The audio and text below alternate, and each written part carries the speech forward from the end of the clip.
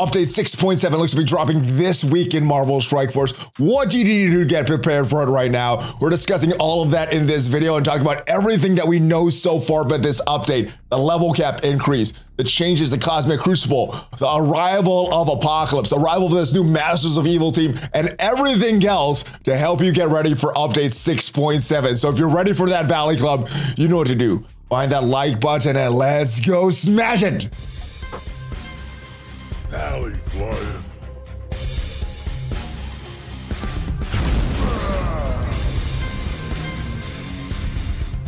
Hello, Valley Maniacs. Welcome back to the ValleyFlyin channel. I am ValleyFlyin. I hope you're having a great day, and I hope you're all set for update 6.7, which looks to be dropping this week in Marvel Strike Force. Now, if this is your first time here, hit that subscribe button. We got all kind of great Marvel Strike Force videos to help your experience.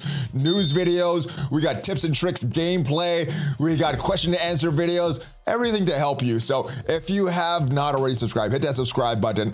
But let's go right in and just talk about this big grand prize that everybody's been chasing for in Marvel Strike Force for months and months and months. It looks to be finally arriving in this next update. It looks to be Apocalypse arriving in Marvel Strike Force. Now, for the longest time, we've known we need all the Horseman characters to unlock Apocalypse. And the Horseman teams, the Darkhold team, which features Morgan Le Fay, Heartless Doctor Strange, Wong, Agatha, and Scarlet Witch. The Unlimited X-Men team, which is Rogue, Gambit, Sunfire, Dazzler, Phantom X. The Gamma team, Red Hulk, Hulk, She-Hulk, Brawn, Abomination. And the latest team, the Death Seed team, featuring Archangel, Nemesis, Dark Beast, Magneto, and Psylocke. And the newly found out characters. We knew we needed Spider-Weaver for a while, but just announced late last week, the final two characters, Kestrel and Deathpool. So those are the 23 characters that you need to get Apocalypse. Now, what exactly do we need for his saga? Well, all the way back on July 19th of last year is when they informed us about what we would need. So there'd be 5 sagas in total. We already have 3. And what was said in this latest episode of Strike Time, it appears that the Apocalypse saga and the Death saga are gonna be in that same patch. So both should be coming in update 6.7.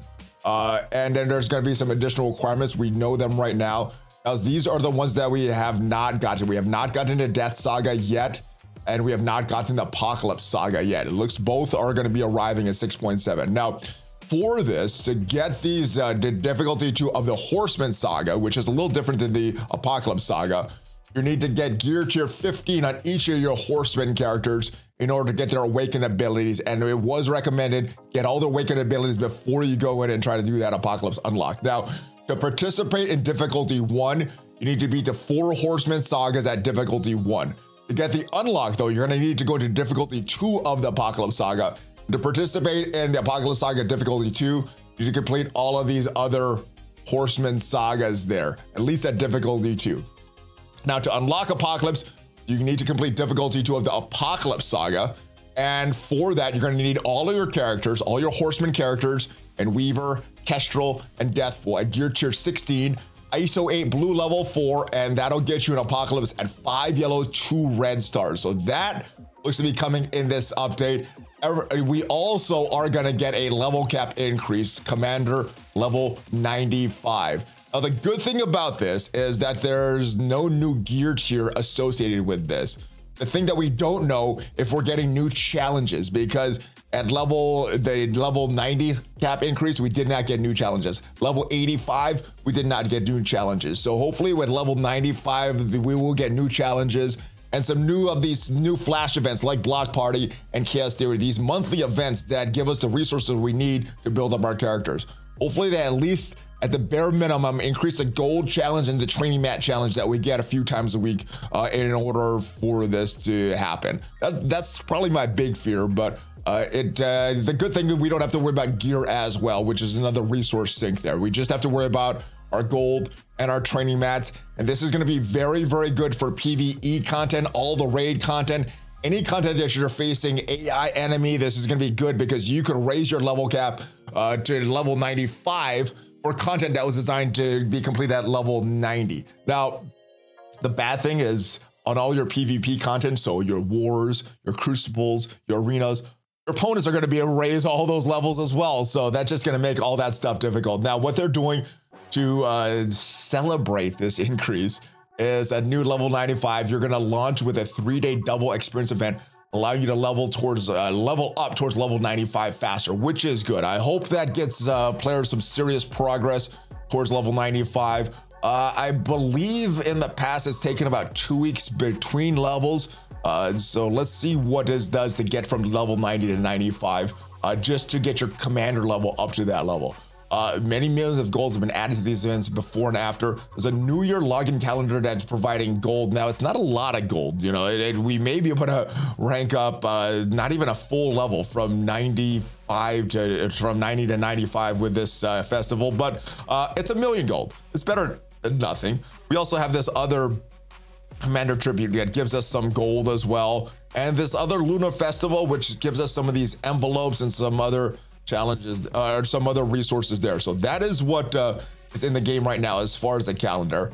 They also say they're gonna be a free web claims every Monday and every Wednesday throughout all of February. And sometimes instead of just gold, there'll be gold training bats, other items in these free claims. So it's gonna be Fridays, or excuse me, it's gonna be Mondays, Wednesdays, and as usual, it's probably gonna still have those free claim Fridays that we've gotten in the past over on the web store. So that is what we can expect as far as the level cap. Let's move on to the Kit of Apocalypse himself. Now, we did discuss this at more length in previous videos, so if you want to check that out, there was a data mine video that we reacted to this kit. Check out that video. I'm going to cover some of the highlights here. One of the big things that he does is attacking the primary target and draining on every single one of these attacks here. So on his basic, he has 400% damage, 100% drain. On his special attack, it's attacking the primary target and adjacent targets for 350% piercing, also getting that 100% drain. And then he has a big AoE attack, 500% damage, also with that 100% drain. Now, these cooldowns look very long. The special, 6 out of 6. You could use this on turn 1, but probably only using this once per match, unless you're in like extended content like raids or something that you have multiple waves of enemies. You also have this ultimate, which is a 10-turn cooldown, like that Wong cooldown there, except you can't use this on turn 1. But this is the big thing that we haven't had before in this game. The speed of this character and each horseman character can only be reduced by slows. So there's no passives that could reduce their speed like that Emma Frost passive. This character cannot be revived, and what the dev said about that is that was designed so that you could use Apocalypse with multiple different teams.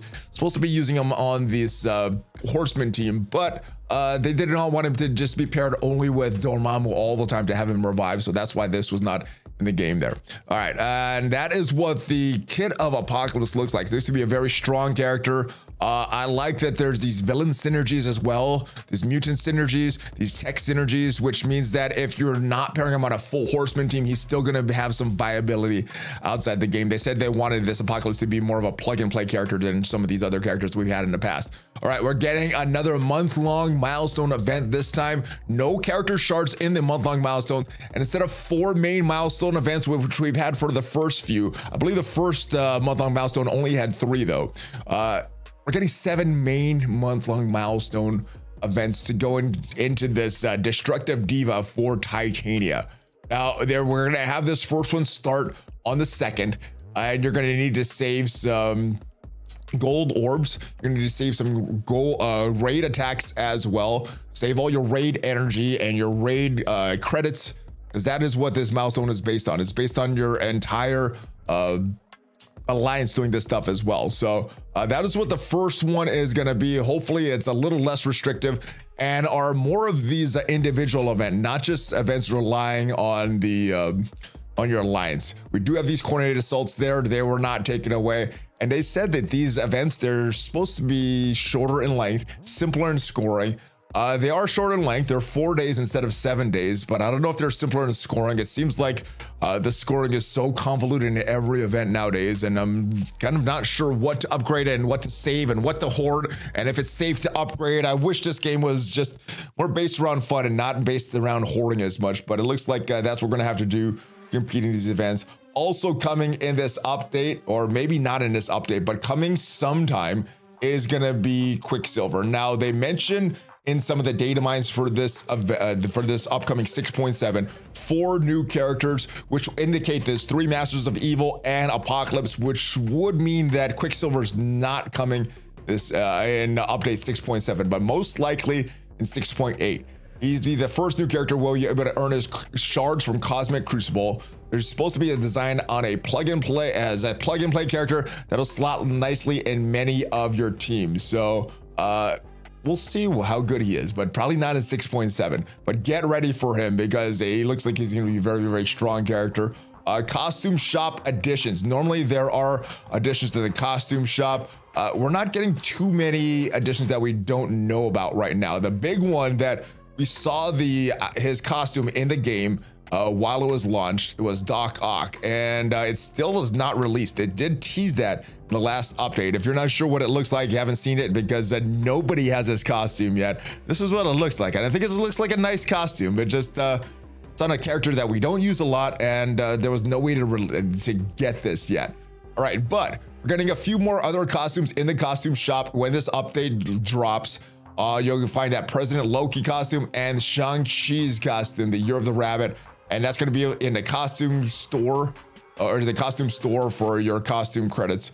And we're also getting updates to the Elite store. Now, this has to do with the Masters of Evil team and Ultron. I don't know if you remember, but a few weeks ago, maybe in a few months ago, Ultron was removed from the Dark Promo store because he had an event coming up where you could get some red stars for Ultron. And what it says here, coming sometime in February, an event where you could get up to 5 red stars for Ultron in event milestones. There'll also be a leaderboard that could give Ultron 7th red stars. So some players are going to have a very, very big Ultron and have a huge advantage in Cosmic Crucible if you're ready to really put a lot into this Ultron event that's coming up, or into this whatever this event is going to be that's coming up for Ultron's red stars. All right, also in these events we have this new system called point limits, and we did see that in this Rising Stars event, this Blitz event. Now, what I did like about these point limits is it made it clear to see where you're limited, where you have unlimited, and I'm hoping what they could do is use this to reduce some hoarding. And just judging by the way they're looking with these events, your 7 events for Titania's event, or 7 main milestones event for Titania's event, I don't think they're gonna do that, but they do have the ability now that we have these points limits for that. So this could be something good if they implement this correctly, or they continue to implement this and work on this. Now, we also have this Masters of Evil team, and indicated in this January 19th vlog, this is the Masters of Evil team will be required for a trait. Will be a required trait for a future legendary character event. So be on the lookout for more information on this in the future. So possibly 6.8 or 6.9 is when we could see this next legendary character. A lot of people are guessing possibly MODOK based on that Quantum Mania movie and he's in a trailer of the movie. Let me know what your thoughts on this, who this next legendary character could be that this Masters of Evil is going to unlock. This looks to be a very strong team in Cosmic Crucible. Questionable team outside of Cosmic Crucible, but because they're required for a legendary and the credits and gear is so important in Cosmic Crucible, the future unlock of Quicksilver is going to be tied to Cosmic Crucible. I think this is going to be a very important team. Now, like Apocalypse, we did cover their kits pretty big detail in previous videos, so I'm gonna just cover the highlights in this video here. Absorbing Man is a pre-tank taunter, and I was wrong. I was saying he was the 3rd. He's actually the 4th. Bishop, I forgot all about Bishop because normally for those plug-and-play characters, Drax and Red Guardians are the ones that use. Bishop is normally tied to Jubilee, but yes, he is the 3rd pre-match taunter. This is going to be the 4th. Absorbing Man is going to be the 4th, and I think he's going to have more plug-and-play use than Bishop or some of these other characters because he's the newest character in the game, and he has a pretty good kit here, but he's going to have a taunt on spawn. Also, copies and clears negative effects, clearing negative effects himself, and he could also flip the negative effects to positive effects on self as well. So very, very strong character. Kang looks to be a big damage dealer. A little disappointed of his inclusion in this Masters of Evil team. Felt he should have been a stronger character, but yeah, that's where he is right now. He's going to be a Masters of Evil. He has a lot of good things he does. He pretty much ignores defense up. So he's going to ignore with all of his attacks. And on turn, he's going to attack all enemies 30% piercing, also ignoring defense up. So He's going to be doing a lot of attacks. His attacks look to be very, very strong, and I'm assuming his base stats for his damage is going to be very big as well. But a lot, this huge passive here. There's a lot there. And Moonstone, another new character to this Masters of Evil team. This to be a pretty good character, and the more Masters of Evil you have on the field, the more bonus she's going to get in her passive. One or more Masters of Evil, she's going to heal for this character's on turn. She's going to heal for 10% of her max health. She's going to gain evades as well if there's at least one ally. If there's 2 Masters of Evil, she's going to get 10% more barrier. 3 Masters of Evil, clearing 1 positive effect from the enemy with at least resistance. And if this character has 4 more Masters of Evil on a full team, transfer 1 negative effect, excluding ability to block and stun from the enemy with the least resistance, and then getting even more bonuses for her and the entire Masters of Evil team in Crucible with her passive. We also have Cosmic Crucible Season 2 reward changes going into effect. Now, we did have Season 2 start last week, went into effect on January 20th. We're in the midst of Season 2 or the second week right now. But they said the number of credits earned from knockouts will be increasing based on your current league. However, the increased rewards require new game plans, so the changes won't go into effect until 6.7 is released. Currently scheduled for early February, so yeah, probably earlier or later this week. So that's what's happening with this Cosmic Crucible. And last but not least, I did want to give you a warning. If you are on a Chromebook, you're no longer going to be supported with 6.7. So you'll need to either download BlueStacks. The link is down below, guys, if you want to support the channel. It is totally free for you guys if you don't have another way to play. But yeah, Chromebooks no longer be supported. Set for the beginning of you're no longer be able to play Marvel Strike Force on Chromebook devices. Please ensure you have a supported device that you could transfer your gameplay to. So hopefully you've already done that. If you haven't done that already, and if you have a Chromebook, do that now. Make sure you have your data saved and all that stuff, because Chromebook's not going to be able to be used once update 6.7 drops. So that is what we know about this update so far, guys. We got a month-long milestone event for Titania. We got some characters coming in Absorbing Man, Kang, Moonstone, and Apocalypse. We got some new sagas. We got the new Death Saga that is coming, should be coming in this update, along with the Apocalypse Saga. We got some updates to the costume store. We have maybe Doc Ock's costume will finally be released in this update. And yeah, we have a level cap increase. So that is what is happening, guys. Let me know what you're doing to prepare. Personally, I'm saving all my gold orbs for this gold orb opening event for with my alliance, hoarding all of my raid credits. I've hoarded my milestones. And yeah, I'm watching what I'm spending right now, and starting to hold my training mats as well for this gear level cap increase. So that is what I'm doing. Let me know what you're going to do to prepare. Hopefully you enjoyed this video and get you all set for this update that is dropping. If you enjoyed it though, hit that like button, hit that subscribe button, check me out on social media, and check out some of my other videos as well. There's a lot of other Marvel Strike Force videos on this channel. Hopefully have a great rest of your day, and I will see you guys next time. Hulk fist bump, ValleyFlyin out. Have a great rest of your day, guys.